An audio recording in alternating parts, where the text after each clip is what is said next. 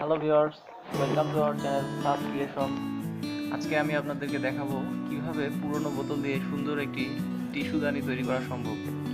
তো চলুন আমরা চলে যাই আমাদের ভিডিওতে, কিন্তু অবশ্যই আমাদের চ্যানেলটি আগে সাবস্ক্রাইব করে নেবেন। ধন্যবাদ।